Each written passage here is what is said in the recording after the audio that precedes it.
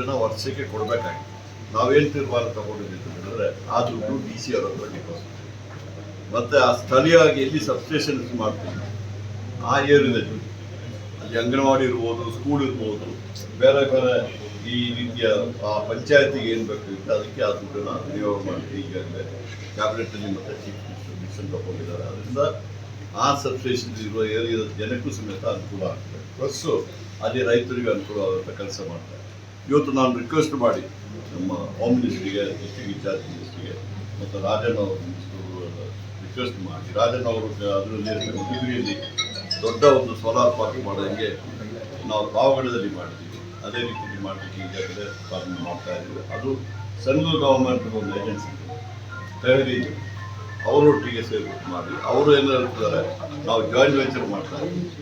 ಅವರು ಅದನ್ನು ಹಣ ಅವರು ಇನ್ವೆಸ್ಟ್ ಮಾಡ್ತಾರೆ ಮತ್ತು ಅವರು ನಮಗೆ ಫಸ್ಟು ಆದ್ಯತೆ ಕೊಟ್ಟು ಕರೆಂಟ್ ಕೊಡ್ತೀವಿ ಅಂತ ಹೇಳ್ತಾರೆ. ಅದಕ್ಕೋಸ್ಕರವಾಗಿ ಆ ಕೆಲಸ ಮಾಡ್ತಾ ಇದ್ದೀವಿ. ಇವತ್ತು ಹೋಮ್ ಮಿನಿಸ್ಟರ್ ರಿಕ್ವೆಸ್ಟ್ ಮಾಡಿ ಅವರು ಇನ್ಚಾರ್ಜ್ ಮಿನಿಸ್ಟರ್ ಇದ್ದಾರೆ, ಅವ್ರನ್ನ ಮಾಡಿಬಿಟ್ಟು UV ಮೀಟಿಂಗು DC ಮತ್ತು ಎಲ್ಲ ನಮ್ಮ ಅಧಿಕಾರಿಗಳಿದ್ದಾರೆ, ACS ಎನರ್ಜಿ ಡಿಪಾರ್ಟ್ಮೆಂಟ್ ಆದಷ್ಟು ಬೇಗನೆ ಆ ಲ್ಯಾಂಡ್ ಕೊಟ್ಟರೆ ಏನು ಅನುಕೂಲ ಆಗ್ತದೆ ಅಂತ ₹3.17 ಕಡಿಮೆ ನಮಗೆ ಆ ರೇಟಲ್ಲಿ ಕೊಡ್ತಾರೆ ಕಾಂಟ್ರಾಕ್ಟ್ಗಳು ಸೋಲಾರ್ ಮಾಡಿ. ಲ್ಯಾಂಡ್ ಮಾತ್ರ ನಾವು ಸ್ವಲ್ಪ ಹೆಲ್ಪ್ ಮಾಡಿದ್ರೆ ಆದಷ್ಟು ಬೇಗನೆ ಆಗ್ತದೆ. ಒಂದು ಮೆಗಾವಾಟಿಗೆ 4 ಎಕರೆಯಿಂದ 5 ಎಕರೆ 1 ಮೆಗಾವಾಟ್. ಮಧುಗಿರಿಯಲ್ಲಿ ಮಾಡ್ತಿರುವಂತ ಪ್ರಾಜೆಕ್ಟ್ ಅದು ಸುಮಾರು ಈಗ ನಾವು ಅವ್ರು ಬಂದಿರೋದು 500 ಮೆಗಾವಾಟ್ ಮಾಡ್ತೀವಿ. 500 ಮೆಗಾವಾಟ್ ಸುಮಾರು 2,500 ಎಕರೆ ಬೇಕಾಗಿದೆ. ಈಗಾಗಲೇ ಅವರು ಹೋಗಿ ಮಾಡಿದ್ದಾರೆ. ನಮ್ಮ ರಾಜಣ್ಣ ಅವರು ಸಮೇತ ಅದಕ್ಕೆ ಸಪೋರ್ಟ್ ಮಾಡ್ತಾ ಇದ್ದಾರೆ. ಅದನ್ನು ಮಾಡ್ತೀವಿ. ಅದಾದಮೇಲೆ ಇನ್ನೂ ಮಾಡೋದಕ್ಕೆ ಸಾಧ್ಯತೆ ಇದ್ದರೆ ನಾವು ನಮ್ಮ KIDಯಿಂದ ತಗೊಳ್ತೀವಿ. ಈಗ ರೈತರ ಸಂಸತ್ಗಳ ಬಗ್ಗೆ ಸರಿಯಾಗಿ ಕರೆಂಟ್ಗಳು ಈಗ ಕೊಡ್ತಾ ಇಲ್ಲ, ರೈತರಿಗೆ ಅದೇ ಸಮಸ್ಯೆ ಆಗ್ತದೆ ಅನ್ನೋದು. ರಾತ್ರಿ ಎಲ್ಲ ಕೊಡ್ತಾರೆ, ಸಮಸ್ಯೆ ನಿವಾರಣೆ ಮಾಡಲಿಕ್ಕೆ ಎಲ್ಲ ಕ್ರಮ ತಗೊಂಡಿದ್ದಾರೆ. ಸರಿಯಾಗಿ ಬರೋದಿಲ್ಲ ಅಂತ ನಾವು ಒಪ್ಕೊಳ್ಳಿಕ್ಕೆ. ನಾವು ಸರ್ಕಾರ ಬಂದಾಗ 1 ತಿಂಗಳು ಹೋದೋರು ತಿಂಗಳು ಸ್ವಲ್ಪ ಕಷ್ಟ ಆಗಿತ್ತು.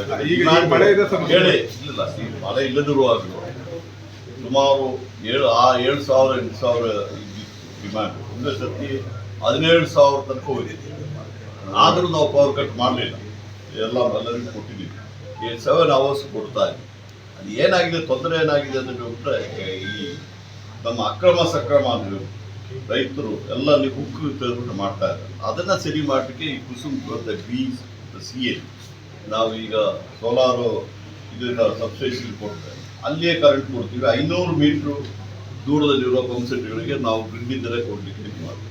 ಬಾಕಿ ಇರುವವರಿಗೆ stand alone pump set solar ಮಾಡಿಕೊಡ್ಲಿಕ್ಕೆ ಈಗಾಗಲೇ ಮಾಡಿದ್ದೀವಿ. ಅದು ಸಮೇತ ಈಗಾಗಲೇ ಅರ್ಜಿ ಕರೆದಿದ್ದೀವಿ. ಯಾರು ರಿಜಿಸ್ಟರ್ ಮಾಡಿದ್ದಾರೆ, ಯಾರು ದುಡ್ಡು ಕಟ್ಟಿದ್ದಾರೆ ಅವ್ರಿಗೆ ಕೊಡ್ತೀವಿ. ಅದರಲ್ಲಿ 20% ಅವರು ಹಾಕಬೇಕು, 80% ಸೆಂಟ್ರಲ್ ಗೌರ್ಮೆಂಟ್, 30% ನಾವು 50% ಕೊಡ್ತಾ ಇದ್ದೀವಿ ಸ್ಟೇಟ್ ಗೌರ್ಮೆಂಟ್. ಅದನ್ನು ಇದರ ರೆಗ್ಯುಲರೈಸ್ ಮಾಡಲಿಕ್ಕೆ ಕ್ರಮ ತಗೊಳ್ತಾ ಇದ್ದೀವಿ. ಆಗೇನಾಗ್ತದೆ, ಅವರಿಗೆ ಸತತವಾಗಿ ಸುಮಾರು 7ರಿಂದ 8 ಗಂಟೆ ಅವರಿಗೆ ಪವರ್ ಇದ್ದಾರೆ. ಮತ್ತು ಅವರು ರೈತರು ಏನಾದರೂ ಒಂದು ಬ್ಯಾಟ್ರಿ ಪ್ರೊವೈಡ್ ಮಾಡಿದ್ರೆ ಆ ಬ್ಯಾಟ್ರಿಯಲ್ಲಿ ಸಮೇತ ಅವರು ಕರೆಂಟ್ ಸೇವ್ ಮಾಡಿ ಸುಮಾರು ಸಾಯಂಕಾಲ ಹೊತ್ತು 3-4 ಗಂಟೆ ಅವ್ರ ಮನೆಗಳಿಗೆ ಬೇರೆ ಬೇರೆ ರೀತಿ ಮಾಡ್ಬೋದು. ಎಲ್ಲ ರೈತರು ಒಂದು 7 ಅವರ್ಸ್ ಅವರಿಗೆ ಸಿಕ್ಕಿದ್ರೆ ಸಾಕು. ಅವರಿಗೆ ಅದನ್ನು ಸತತವಾಗಿ ಈಗಾಗಲೇ ಕೆಲವು ಜಾಗದಲ್ಲಿ ಆಗಿದೆ. ಮಹಾರಾಷ್ಟ್ರದಲ್ಲಿ ಇದನ್ನು ಇಂಪ್ಲಿಮೆಂಟ್ ಮಾಡಿದ್ದಾರೆ. ಸುಮಾರು 4-5 ವರ್ಷದಿಂದ ಅದು ಇಂಪ್ಲಿಮೆಂಟ್ ಆಗಿರಲಿಲ್ಲ. ಈಗ ನಾವು ಅದನ್ನು ತಗೊಂಡು ಲ್ಯಾಬ್ಸ್ ಆಗಿರೋದು ಸಮೇತ ಸೆಂಟ್ರಲ್ ಗೌರ್ಮೆಂಟ್ ಹತ್ರ ನಾವು ಹೋಗಿ ರಿಕ್ವೆಸ್ಟ್ ಮಾಡಿದ್ಮೇಲೆ ಅವ್ರು ಎಕ್ಸ್ಟೆಂಡ್ ಮಾಡಿ ಕೊಟ್ಟಿದ್ದಾರೆ. ಈಗ ಆದಷ್ಟು ಬೇಗನೆ ಕೆಲಸ ಮಾಡ್ತಾರೆ. ಏಷ್ಯಾದ ದೊಡ್ಡ ಸೋಲಾರ್ ಪರ್ಸನ್ ಅಂತ ಹೆಗ್ಗಳಿಸಿತ್ತು, ಆದರೆ ಈಗ ಆ ಹೆಗ್ಗಳಿಕೆ ಹೋಗಿದೆ. ಇನ್ನು ವಿಸ್ತಾರ ಮಾಡುವಂತ ಮಾತನ್ನ DK ಶಿವಕುಮಾರ್ ಅವರು ಕೂಡ ಹೇಳಿದ್ರು. ಯಾವಾಗ ಈ ಅದು ನಮ್ಮ ಸಿದ್ದರಾಮಯ್ಯಜಿಯವರು ಚೀಫ್ ಮಿನಿಸ್ಟರ್ ಆಗಿದ್ದಾಗ DK ಶಿವಕುಮಾರ್ ಎನರ್ಜಿ ಮಿನಿಸ್ಟರ್ ಆಗಿದ್ದಾಗ ಅದು ಪ್ರಾರಂಭ ಮಾಡಿದ್ರು. ಒಳ್ಳೆಯ ಒಂದು ಇದನ್ನು ಮಾಡಿದ್ದಾರೆ. ಸುಮಾರು 2,000 ಮೆಗಾವಾಟ್ನ ಅಲ್ಲಿ ಮಾಡಿದ್ದಾರೆ.